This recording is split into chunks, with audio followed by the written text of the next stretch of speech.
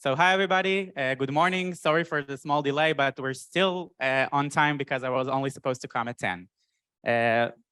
So apparently I'm on the screen. I don't know about you. I'm assuming that you're also experiencing the world as I am since you are right now. But whenever you enter your LinkedIn, Twitter, most chances that you will see some sort of a post that someone says, I asked ChatGPT about the following, and this is what it said. Or the other side is that you will find some sort of a look at this amazing demo I built in 10 minutes with GPT and some sort of Streamlit or whatever, right? There's just a lot of demos, a lot of stuff, or a lot of people just talking with ChatGPT, which is not a large language model. ChatGPT is a product. And really, how many of those demos or stuff become to actual products, things that run in production that people pay for? So not a lot, right? And I think ChatGPT is like maybe the best example of a demo that started just to really get the sense of really explaining to people what are language models and really gathering data. And it really became one of the most successful products of all times. And really, as part of our work at A121 Labs, what's special about us as a company is that we do have products, namely WordTune, our writing assistant, and WordTune Read, our reading assistant. If you maybe know them, if not, go check them out. But we also have a developer platform, right? Our Jurassic 2 models that are models essentially same as GPT-3 or right, GPT 3.5. These are the models that powering ChatGPT. And nice to meet you. I haven't said it already. My name is Yuval. I work at A121 Labs, and I work as a developer advocate. And in my work, I talk a lot with customers. I talk a lot with users.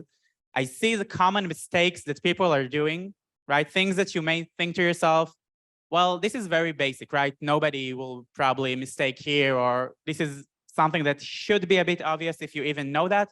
But apparently, it's not. There are a lot of best practices and a lot of things that people who do handle those kind of models every day do. So in this 20 minus whatever minutes it took for me to introduce myself, I will try to distill to you some of these best practices, hopefully that you will get something from today. So in order to build a product, let's first build a demo, right? And this may seem very simplistic, and it is because it's for a 20-minute lecture. But if you would think about 8 months ago, there were a lot of those kind of posts, right? So for our demo, let's say we're building a Q&A system. And for this example, right, so let's say that we are giving the user an option to ask, and the user asks how many planets are in the solar system. This goes into a language model, right, that gets a prompt and returns a completion. And our model says that there are 8 planets in the solar system, blah, blah, blah, blah, blah, blah, blah. And really, I think before ChatGPT, this was enough to actually just post, look what I did, 10 minutes, I did something with an API for a large language model. So we are very, very happy, and we want to publish it, and we're asking our favorite product/language model to write something on Twitter for us about this demo so we can publish and get a lot of likes, and people will like us. And here we just asked, I'm assuming everybody recognizes the UI. Okay, I asked ChatGPT to write something, and excited to share their incredible Q&A demo I built with NLM. A bit of an overstretch, but still, okay, and a lot of hashtags and stuff like that. And this is the question that you need to ask yourself, is this production worthy? And clearly the answer is not, right? All I did was just did a Q&A with a model, with a language model. We have Google for that, or ChatGPT now for that. But there are a lot of extra problems, right? For instance, this product can also tell me the following answer. This consists of 8 planets and so on and so on. It can also say something like this. There are 9 planets, right? There is a bit of a controversy a bit about Pluto, which we will not get into here today. Pluto is no longer considered a planet. But this is something that a language model can also output. So in order to go from a demo to an actual product, we do need to do following things. And this is what I call the survival guide, right? And the T-Rex from the headline of the lecture is because of the Jurassic 2 models that we have. But what I'm about to say right now is true for every language model, whether it's GPT-3, GPT-4, Jurassic 2 of ours, or some sort of an open source model like Falcon or Llama.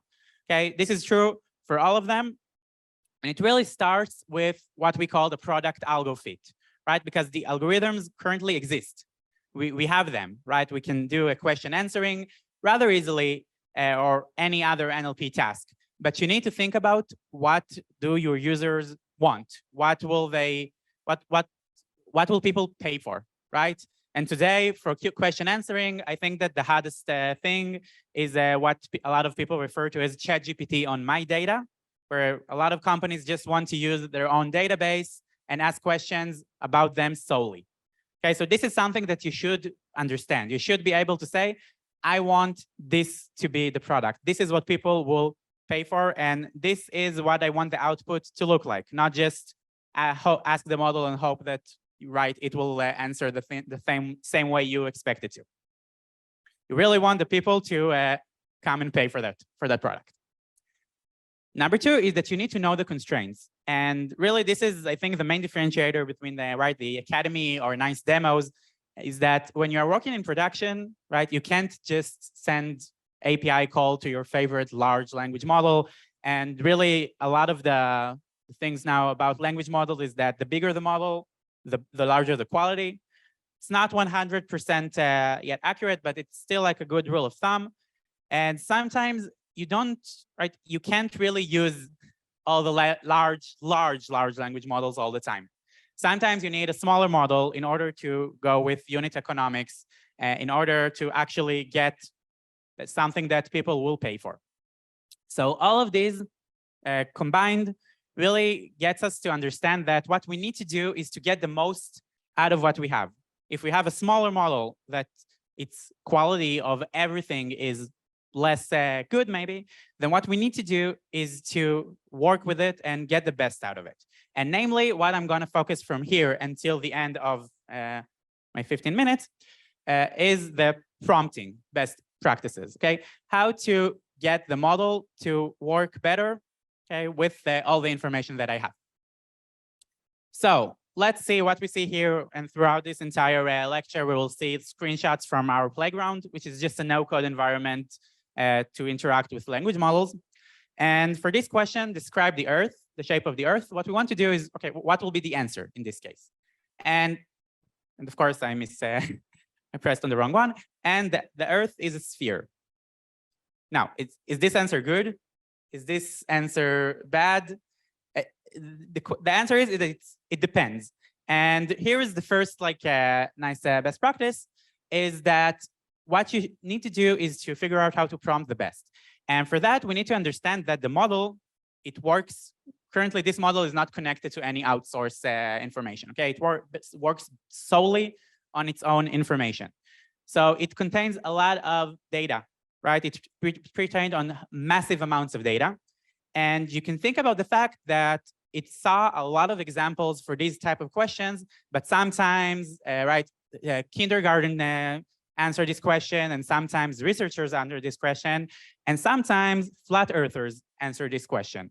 So you can think about the model as like a multimodal distribution, where what we want to do is to direct the model to answer in the way that we want to get the answer. Okay, so this is, you can think about that, for instance, in this specific simplified model, as there is a modality of flat earthers and a modality of all the rest. I looked it up. There is no term for people who are not flat earthers, apparently, just people, I guess. And you can see here that now, okay, this is what I say, you are a flat earther. Now describe the shape of the Earth. I will not bother you to read that, but okay, they say it's essentially a disk.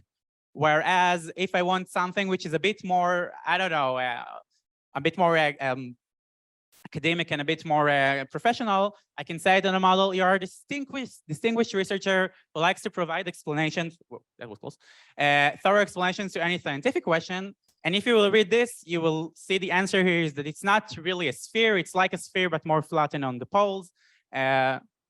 Oblate spheroid, apparently. This is the shape. So Okay, this is some sort of a trick that you can do when you want to get an answer that you would say, well, I expect that my application will run on professionals, then I want the answer to be aimed to them as well. Okay, and there is also a thing that's called late recency bias, which is something that you should exploit to your benefits, which essentially just means that the model is much more, will give more emphasis to whatever in the end of the prompt than in the beginning of the prompt. Let's see an example. So you see here, okay, the 3 dots over here, meaning that this is a very long prompt. I just cut it for the presentation. You can see here again, we're doing a question answering, but this time based on a context. And here I say you will be presented with a context followed by a question. Answer the question solely based on the context. If the answer is not there, reply, I don't know. Okay, very hot thing right now. We want that the model will answer based only on the context and nothing else. And you can see there is something here from the Wikipedia Q&A, okay, and FAQs, sorry. And I asked, how do I delete the wiki page? And it answers, it's a good answer. However, now when I'm asking how to create a wiki page, okay, so this information is not in the context. Okay, this I can tell you because I actually had to read all the context. But here it actually gives some sort of an answer, probably because of the pre-training bias that it has.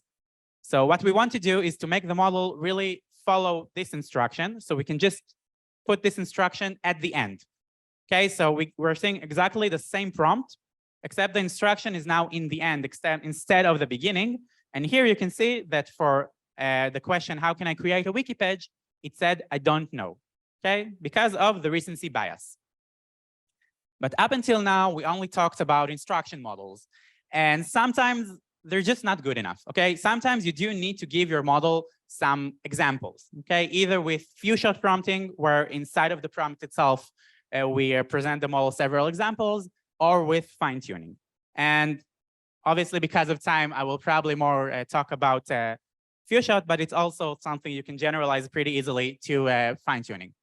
And really here, the main thing is that when we are providing the model examples, we want the model to cover all the dimensions of the examples. Or you can think about the fact that we have some sort of input distribution, and we want the model to get examples of all the input distribution, including those edge cases, including the things that happens once in a lifetime. So for instance, in our example, we're still in the Q&A, and we have 2 dimensions. Okay, of course, in real life, you have lots and lots and lots of dimensions, and this matrix becomes like a tensor. So here we have the dimensions of a persona and length of the answer, where I added the slash so it won't look weird. But okay, so we have like a short length and for a child, short length of an answer for the expert, long answer for a child, and long for an expert. And let's see what happens when we ask the model, answer the following question and make sure the answer is short. Okay, so this is the length and aimed for an expert. Again, I will not bother you with actually reading this. You don't look at me, not on the completion. But the thing here is that, okay, it did get the expert part, but not really the short part. So what we want to do is to cover, right? We are limited in the space that we have in our prompt. And of course, longer prompts calls for longer processing. So we do want to keep them as short as possible. So ideally, what we will do is we will give examples that will cover all of our distribution. So you can think about that. If we have a cube, we'll probably want to take things from the diagonal. Okay, so for instance, here we'll give something which is short for a child and long for an expert. So you see, this is my few-shot prompt. Again, long prompt, so we have the 3 dots over there. So you can see it's beginning, I have an example, short and for a child, 5-year-old. And then I have long for an expert. It was really long. This is why it's cut out. And now we're asking short for an expert, and the model do manage to generalize. Again, toy example, only 2 by 2 matrix, but you can think about the fact that when it gets bigger, it's much, much harder. What you want to do also is to really take a lesson from active learning in this case, where active learning is it's some sort of a method in machine learning where you can see where the model has a lot of mistakes. You want to give it several examples in this case, okay, to really show it, to teach it how to be better. And this can be also the case. Again, for 2x2, it seems a bit funny, but when we have a huge tensor, and after we're giving several examples to the models and we're testing our output, and want to see if we're good or not, it's wise to really map all those areas where we see that the model fails on and try to give examples that cover more of these things. And also, another thing you can do with few-shot, this is if you are you already are successful, you have like several examples, you don't want to do fine-tune, but you do want to make sure that your examples work best.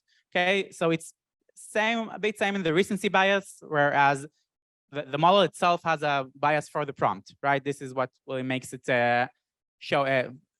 follow the pattern. So let's say that you have examples of answers and questions, where here we're saying that every color represents some sort of domain. And you cannot put all of these in one prompt. Okay, and the model will actually won't work maybe that good with all of them in the prompt, right? We have the recency bias. So we want to make sure that the ones that are in the end of the prompt are the ones that are most relevant. So what you can do is something that people actually do in production right now, is that whenever you have a query, you can do some sort of similarity search between all of your examples. The easiest thing to say is embeddings, right? And just take that, let's say, two most similar examples to your query. From them, you can build your few-shot prompt with the few-shot prefix be the examples from your few-shot bucket and the query at the end, and put this in the model. Okay, this actually works much better than just put some random thing from there or maybe sample a lot. This can really make your model work best with your domain. One last thing that I will talk about, something which is a bit more advanced-ish, depends on which part we're talking here. And in this case, because we are talking about question answering, there are several methods for reasoning in this case, which is a better way to answer questions. And this is called chain of thoughts. Okay, this is a paper, I think, from last year from Google Brain, where they tested complicated questions that required several reasoning paths and asked the model to answer. Where here you can see that, okay, the cafeteria had 23 apples, they had 20 to make lunch and bought 6 more. Some sort of like a mathematical problem that you'll see in a children's exam. And if we just ask the model for the output, it just, right, it gives bad output. But if we're telling it to really show all the way, in this case, we do it in chain of thoughts. In sorry, in a few-shot, they're just really saying it by themselves, and then the model actually has to do all the reasoning path.